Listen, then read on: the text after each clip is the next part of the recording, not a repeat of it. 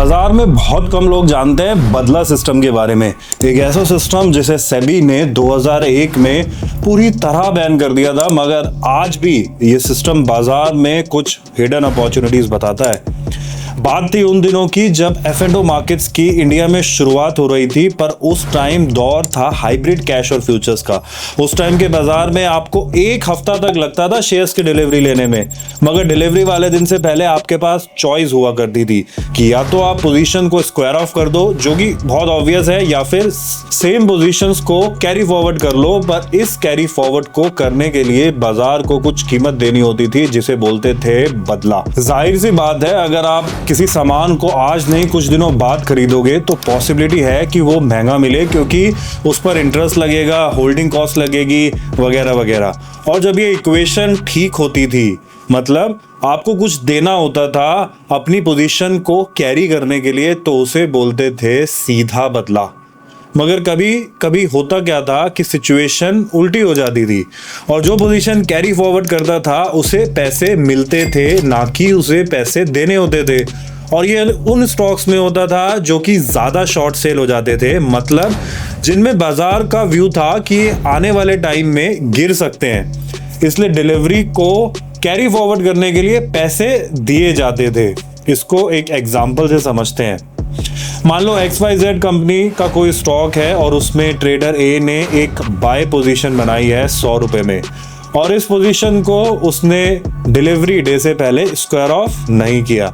अब या तो वो इस स्टॉक की डिलीवरी ले ले या अपने बाय ट्रेड को ही अगले वीक के लिए कैरी फॉरवर्ड कर ले। अब अगर वो इस ट्रेड को कैरी फॉरवर्ड करता है तो उसे जनरली बोला जाएगा कि आप कुछ बदला रकम पे करिए। मान लेते हैं 50 पैसे ये बदला रकम तय होती है।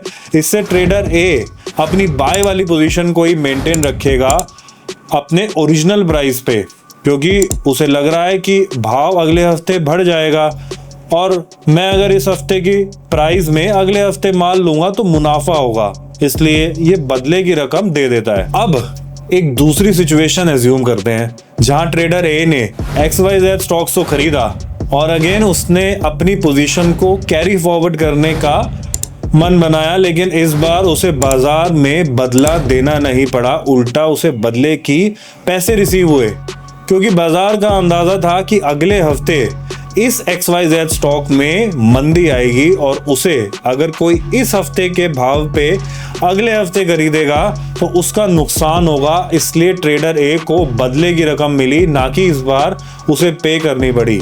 तो एक्चुअली हो क्या रहा था कि कैश मार्केट्स में ही फ्यूचर जैसा काम हो रहा था, जिसकी वजह से उस दौरान लिक्विडिटी बहुत ज़्यादा थी, क्योंकि एक ही बाजार में इन्वेस्टर्स भी थे, ट्रेडर्स भी थे, स्पेक्युलेटर्स भी थे।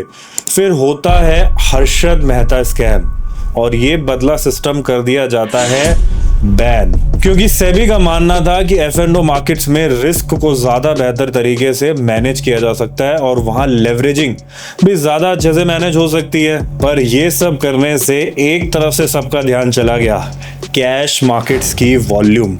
अगर आज के कैश और फ्यूचर्स मार्केट्स के वॉल्यूम को कंपेयर किया जाए ना, तो on the highest side 400 times तक है और लोएस्ट साइड पे भी 200 टाइम्स तक है।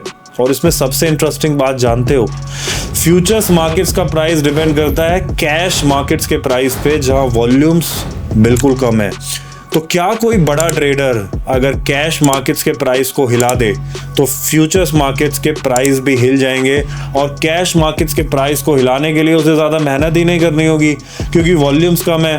ये ही स्ट्रेटेजी थी जेम्स स्ट्रीट की, जिसने 36,500 करोड़ का प्रॉफिट कर दिया सिर्फ 2.5 सालों के अंदर इंडियन स्टॉक मार्केट्स में। उसको ये पता था कि अगर कैश मार्केट्स में उसने वॉल्यूम जनरेट कर दी तो उसका सीधा असर फ्यूचर्स मार्केट्स के प्राइसेस पे होगा, जहां उसने ऑलरेडी पोजीशंस बनाई हुई थी। तो उसे बस कैश मार्केट्स के प्राइस को कंट्रोल करना था, जो उसने बहुत ही कम वॉल्यूम पे कर दिया, और उसका सारा बेनिफिट्स जो उसने फ्यूचर्स में बड़ी बड़ी पोजीशंस बनाई हुई थी वहां चला गया। तो क्या ये कह सकते हो कि अगर आज भी बदला सिस्टम चल रहा होता तो ये कर पाना मुश्किल होता? शायद हाँ, क्योंकि उस केस में सारी वॉल्यूम्स केवल एक ही सेगमेंट्स में होती, कैश मार्केट्स में। तो इन सब से आज के बाजार में क्या मिल सकता है?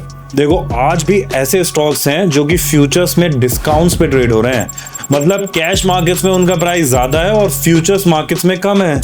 इस लिस्ट को आप गूगल कर सकते हो और टाइप करना होगा stock futures with highest discounts.